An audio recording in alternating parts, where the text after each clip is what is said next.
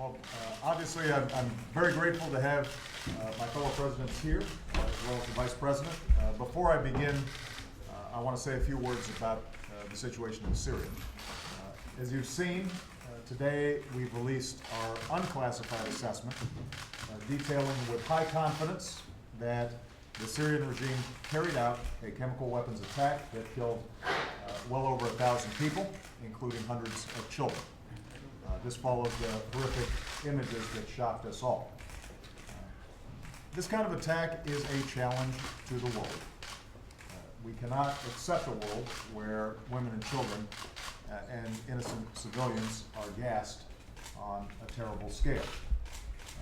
This kind of attack threatens our national security interests by violating well-established international norms against the use of chemical weapons, by further threatening friends and allies of ours in the region, like Israel and Turkey and Jordan, and it increases the risk that chemical weapons will be used in the future and fall into the hands of terrorists who might use them against us. So I have said before, and I meant what I said, that the world has an obligation to make sure that we maintain the norm against the use of chemical weapons. Now, I have not made a final decision about various actions that might be taken to help enforce that norm. But as I've already said, I have had my military and our team look at a wide range of options.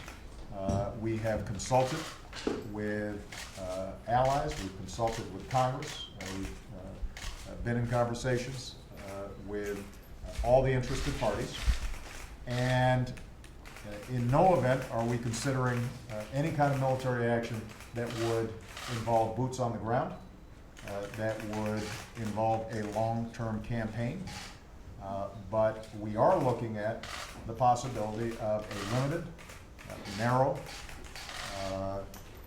act that would help make sure that not only Syria, but others around the world understand that the international community cares about maintaining this chemical weapons ban and norm.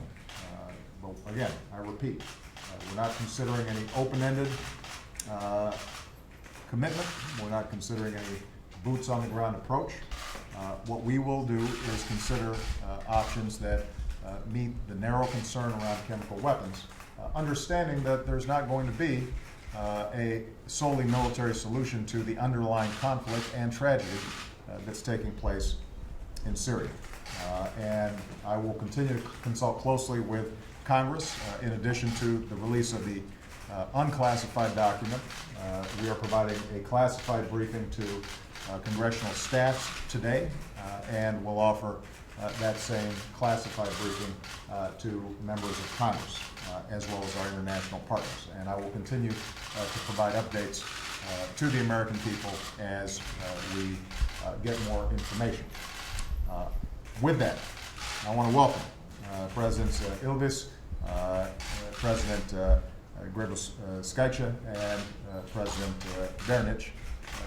Bērziņš to the White House.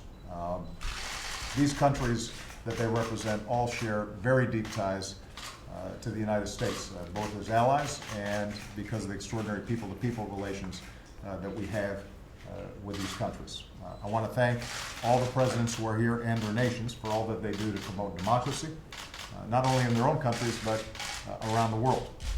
The Baltics are among our most reliable allies in NATO, and our commitment to their security is rock solid.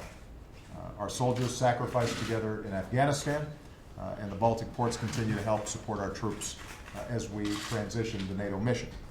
Today we're going to spend some time talking about our shared commitments to the transatlantic trade and investment partnership negotiations, which will add jobs in the Baltics and the United States. We're working on development assistance projects, including building institutions and strengthening civil society in the emerging democracies of Eastern Europe and Central Asia. We will obviously have discussions about our NATO relationship and the security concerns that we share together. So Again, I've had occasions to meet with all three presidents in a wide variety of settings and a wide variety of summits. They have been outstanding friends of the United States of America. We are very proud of them, and I want to thank each of them for their leadership. We know how far Estonia, Latvia, and Lithuania have come in just the past 2 decades, and I know that we'll accomplish even more in the decades to come. So with that, I want to give each of these leaders a chance to say a few words. We're going to start with President Ilves. Thank you. I'd actually like to begin by thanking President Obama for inviting us here, and we are quite grateful to the United States and to you personally for your leadership, commitment, and support. The main issue on our agenda today is global and regional security, and the question, of course, on everyone's mind is the situation in Syria. For Estonia, the use of chemical weapons is deplorable. The attack demands a response. Those responsible must be held accountable. Violations cannot be overlooked. When it comes to our security, we appreciate the commitment that the United States has shown to our region and Europe as a whole, and we attach great importance to continued U.S. engagement in European security. The transatlantic security link is unique and enduring, as are the common values that underpin it. As a NATO ally, Estonia takes its responsibility to our common defense seriously. We are currently and will maintain committed to NATO's mission in Afghanistan. We spend 2% of our GDP on defense. We also believe in maintaining a strong transatlantic link in other areas such as trade, cyber, and energy security. I look forward to exchanging views on all of these issues, as I also look forward to discussing what we can do together internationally to promote our common values, democracy, human rights, rule of law. We already cooperate in countries that lie to the east and the south of us, Ukraine, Moldova, and Georgia, Tunisia as well, just to name a few. I am sure that this global cooperation aimed at helping countries transition from authoritarian to democratic rule will be expanded in the future. Recently, we've heard a lot of talk about pivots. Today, we are on the verge of a new rebalancing of a U.S. focus, this time to the Nordic-Baltic region. Our region is one of the most secure, stable, and prosperous in Europe. We are proud to be part of it. We are proud of the partnership we have with the United States here, and just as we are proud of our alliance and our enduring friendship of the American people. Good. Madam President? So adding in line, I would like to emphasize that to go with the military security in the region, we are talking about economic security in the region, and here, especially on energy security, United States plays a very serious role. We opened in our region already in Vilnius the NATO Center of Excellence for Energy Security, and bilaterally with the United States the Center for Nuclear Security. And this is important because we are on the borders of NATO with some other not so secure regions, and why this involvement of United States is so important for all of our region. And of course, as a country which presides today the European Union's Council, we are engaged very much in starting negotiations on free trade agreement between the United States and European Union, and I'm very happy that we got one meeting and now we're waiting in October for second one. And I think that it is generational challenge and opportunity for all of us, for United States and Europe, to have move fast these kind of relations and to have a very efficient and resultative outcome.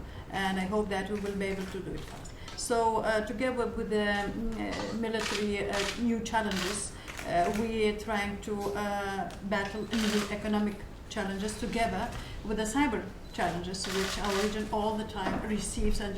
And I want to say that every day practically we seeing this aggressiveness and new forms of challenges our region is facing. So why I just can also confirm that Baltic and Nordic cooperation is a new phenomena, I would say unique phenomena in Europe, which is very much reliable, and you can count on us as being really strategic partners for United States. Mr. President. Thank you for warm welcome. this week is important for American people. 50th anniversary of March in Washington. As I say, for us, it's 15 years over when Baltic American Charter was signed. This is right moment to review and to move forward. For us, we are really thankful to you during your presidential time. We have already permanent Baltic air policing mission, regular US-led military exercises in Baltic, strengthen Nordic distribution network to Afghanistan, British-American Freedom Fund, which helps Baltic students to study in American universities. Of course, we see future together in the same time being very active in Europe. We will become members of Eurozone from 1st of January. We are actively working, thank you for support, to become members of OECD. And of course, our focus is to look for new possibilities in Europe and using our past experience. We are focusing to Central Asian countries and also to Eastern Partnership countries. And this is particularly important in relations to Afghanistan and to develop this country already in peaceful manner. Latvia has passed crisis, but in the same time we have to do much more, and having this really good NATO support and such partners as US, we can move forward quietly.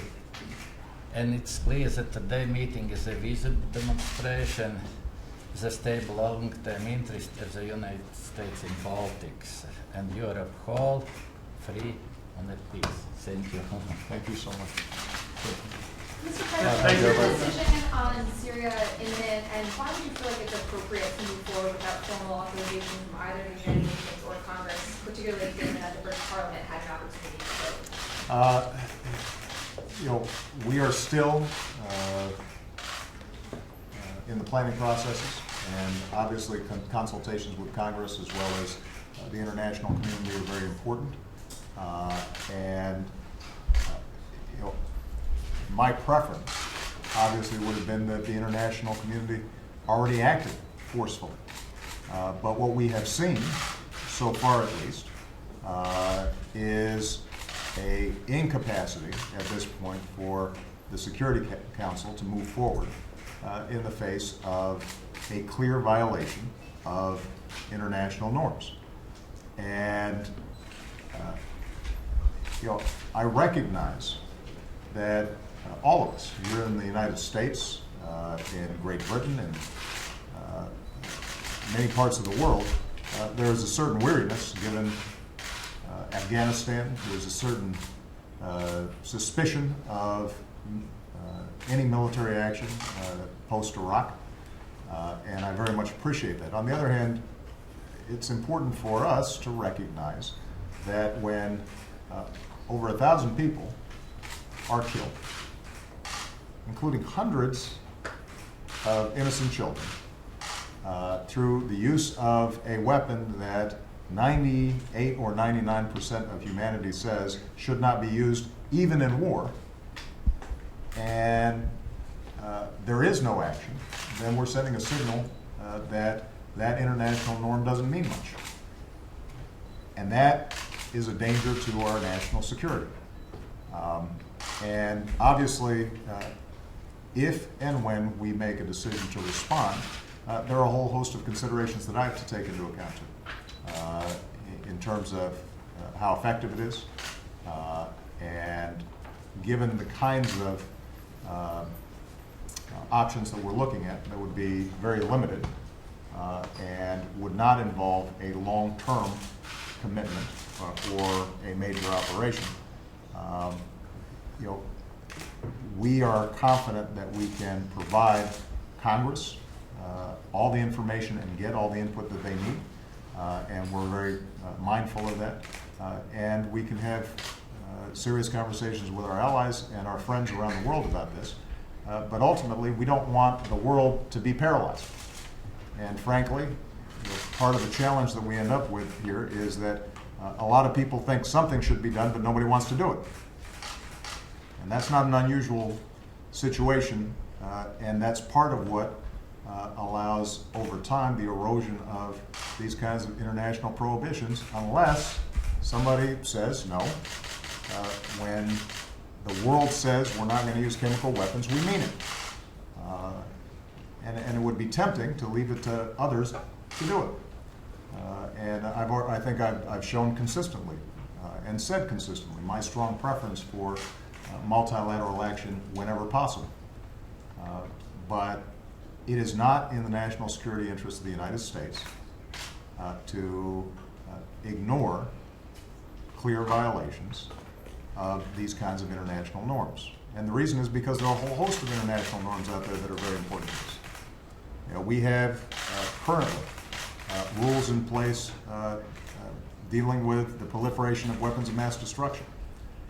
We have international norms that have been violated by certain countries, and the United Nations has put sanctions in place.